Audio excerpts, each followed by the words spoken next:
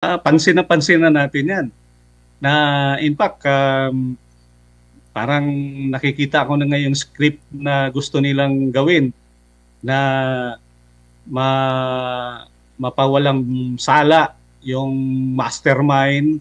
Hindi ko lang mabanggit sino yung mastermind dahil hindi naman ako kasama sa nag-iimbestiga. Pero alam na ng taong bayan sino yun, di ba? Mm. Para mapawalang bisa, eh gumagawa sila ng scapegoat. At sino yung scapegoat? Malinaw din, no?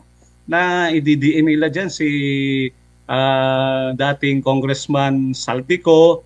Tapos gusto rin nilang hanapan ng butas yung mga Duterte, no? Kaya nga nag-iimbestiga rin sila. Yung ICI nag-iimbestiga rin doon sa Davao City. Na sa ngayon, I think ngayon o kahapon nag-imbestiga sila.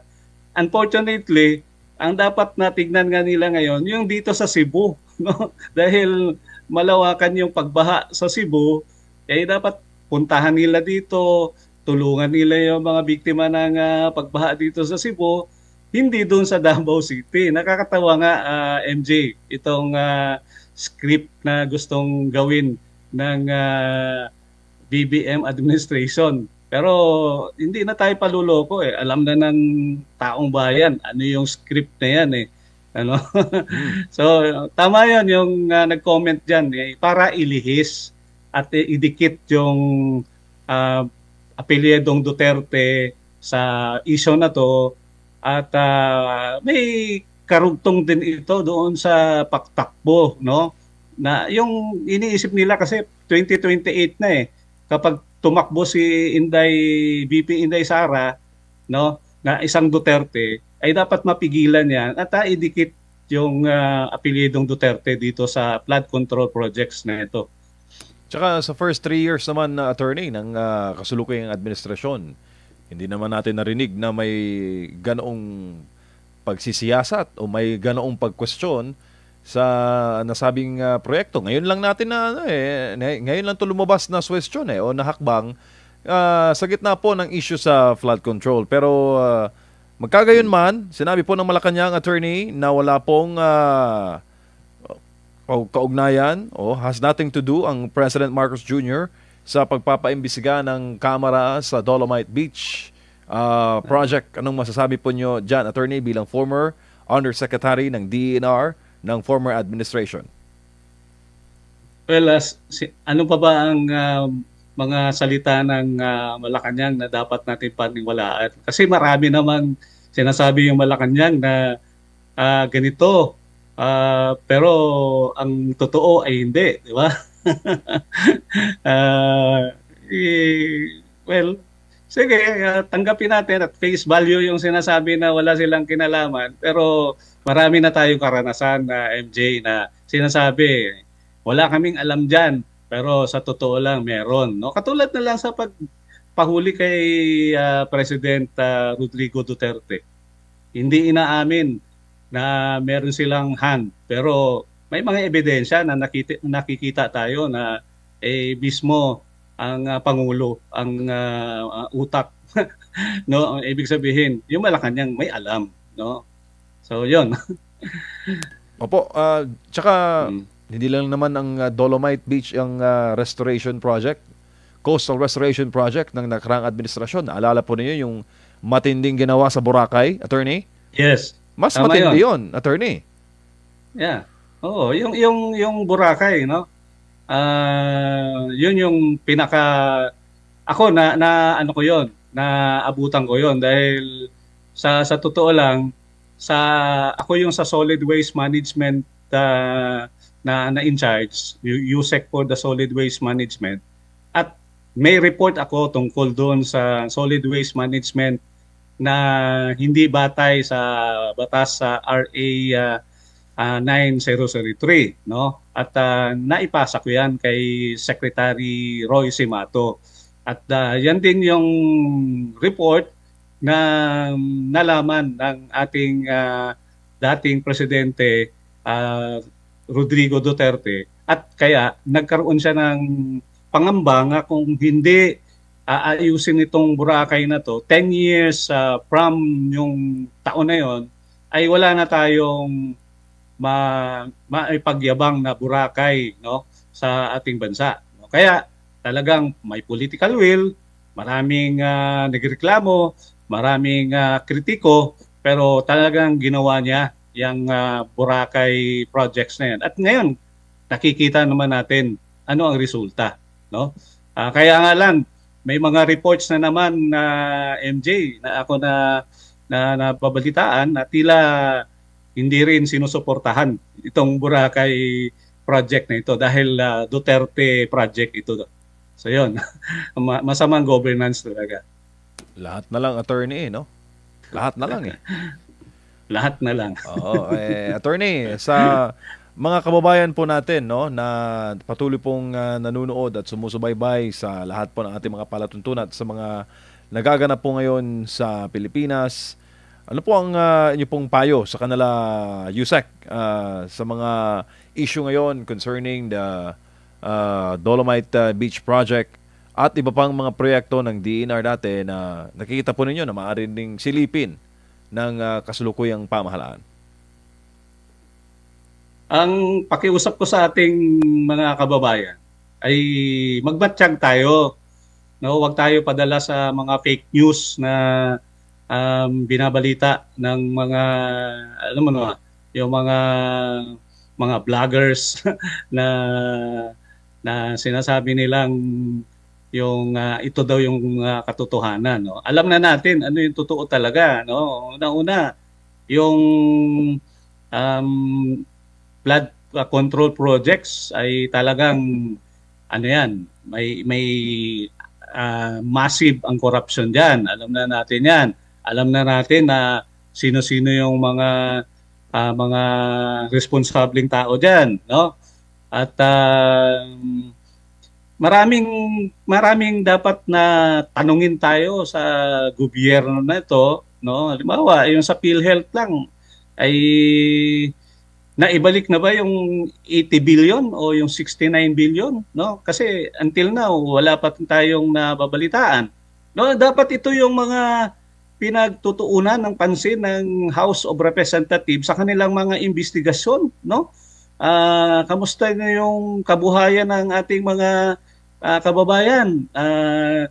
Yung umaangat ba ang kahirapan o hindi? Hindi naging epektibo yung mga dole-out programs ng gobyerno. So, mga kababayan, no, wag na tayong magtulog-tulugan, no? Kailangan magising na tayo, kumilos na tayo. Pero yung ghost projects, yung ghost, multo, ibig sabihin wala, ginastusan, walang proyekto, tahimik ka. Hindi mo na, kaya sabi ko, ang laki ng butas ng ilong mo, hindi mo naamoy. Anak ng tatay mo. Hindi po mura yun. Totoo ng anak siyang tatay niya. Natatawa ako dun sa sinasabi nila na dahilan ng pagbaha ay yung Dolomite. Bakit hindi nila tignan at alam naman ng Filipino people na merong proyekto para sa flood control projects na hindi ginamit, no? Kaya pagdating ng malakas na ulan ay meron talagang pagbaha kasi umaapaw yung mga sapa, no, mga ilog dahil yung proyekto na dapat sana ay protektahan yung hindi pag-apaw ay hindi naman ginamit ng ating mga opisyal sa gobyerno, no? So ito tingin ko panglilihis lang ito sa tunay na issue. Sir, balikan lang natin during dito sa construction or dito po sa rehabilitation po sa Manila Bay, sa Manila Bay Dolomite Beach Project. Hindi po ba marami na pong mga pag-question ito at nabigyan na po ng kasagutan ng gobyerno and needed pa ba na maibalik-balik itong issue na po ito, attorney? Ako naniniwala ako, Agnar, na nasagot na ito ng Department of Environment and Natural Resources nung kine-question ito nung kino-construct na una yung mga critic dito sinasabi makakasira daw ito sa natural habitat ng Manila Bay dahil hindi daw natural yung dolomite na ibubuhos diyan, ano? So pangalawa, a band-aid solution lang naman daw itong sinasabi nilang dolomite dahil hindi tinutukoy yung tunay na root cause ng pollution. Marami pang ibang mga katanungan pero sa palagay ko nasagot na ito ng DNR, no? At hindi ako naniniwala na bakit ba naman bubuhayin ulit itong issue na to at alamin kung kailangan ba may pureba naman na naging malinis nga yung lugar. Yung itong dolomite na project ay isang clean up project ng DNR at ng gobyerno para linisin nga yung parte ng Manila Bay na kung noon puro basura yung nakikita natin. Ngayon ay nagiging isang tourist spot pa, di ba? At naging malinaw naman yung dagat diyan. Marami ng mga isda. So nakita natin na may pureba na hindi nakasira sa kalikasan natin. Opo. Sir, during sa rehabilitation po ng Manila Bay, itong project na po na ito, nagkaroon ba tayo ng problema sa malawakang pagbaha? Kasi ang dahilan kung bakit pinaiimbestigahan nga ito ay dahil dito sa naging pahayag ng MMDA at sinasabi na ang dahilan daw ng mga pagbaha, lalo na po dyan sa lungsod ng Maynila, ay dyan po sa Manila Bay. Or dahil po dyan sa Dolomite Beach. Sa Dolomite.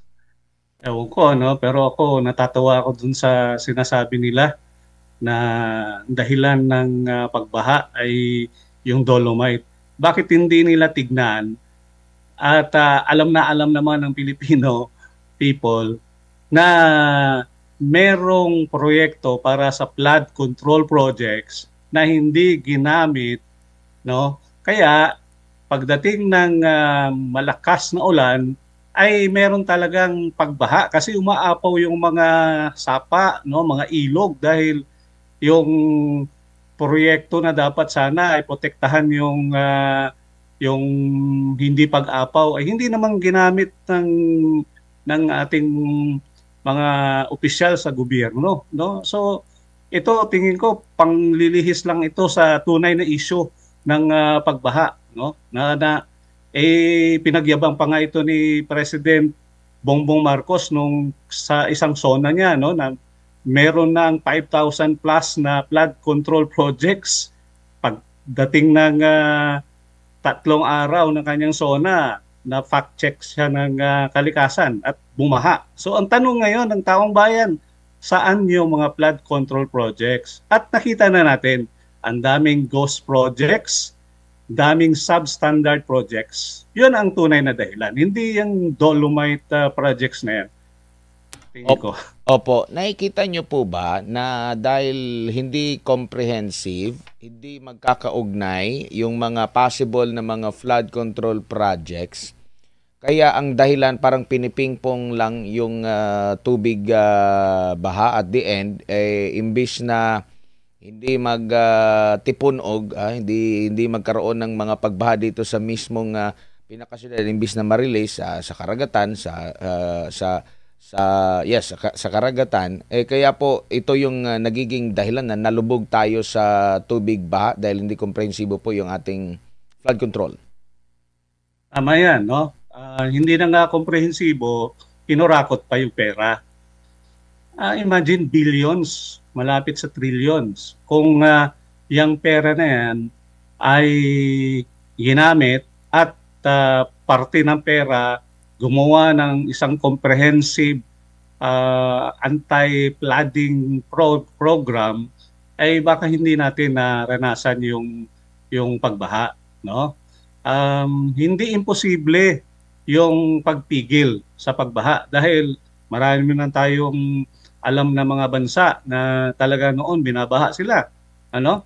So kailangan lang talaga ng isang political will ng isang pinuno ng bansa na manguna doon sa mga proyekto na ang makikinabang talaga ang mamamayan. Hindi yung proyekto na bibigyan ng o lalagyan ng pondo pero kukarakutin pala, no? So tama 'yon, walang comprehensive plan plus corruption. Ang resulta, baha ang binaha ang taong bayan, binaha din ang bulsa ng pera ng mga kurakot ng opisyal. Opo, at marami din po mga kumakalat din po ng mga information na parang yung pag implement nitong project na ito ay basta lang tinambak yung Dolomite dyan po sa Manila Bay. Wala bang thorough study po? Kasi nagkakalaga ito ng mahigit 300 milyong piso. Sa inyo pong pagkakaalam, ano po yung mga component nito? Kabilang na rin po ba sa nabigyan ng pag-aaral yung posibleng epekto nito sa mga pagbaha? Baka yung tubig nalabasan sana papuntang Manila Bay ay mabarahan. Gaano ka-komprehensibo po itong pag-aaral na ito po, sir? Kung meron po kayong information para sa kaalaman na lang din po ng lahat, kasi ang nangyayari, sinasabi nila parang ano lang yan palamuti lang yan tinambak lang yan, yun na. Sa totoo lang, Admar, nung panahon ko sa DNR ay hindi ko naabutan yan, no? Dahil 1 year and 7 months lang ako dyan sa DNR. Pero ang isa sa na pag-usapan na namin ay yung continuing mandamus na pinataw ng Supreme Court, no, against sa DNR.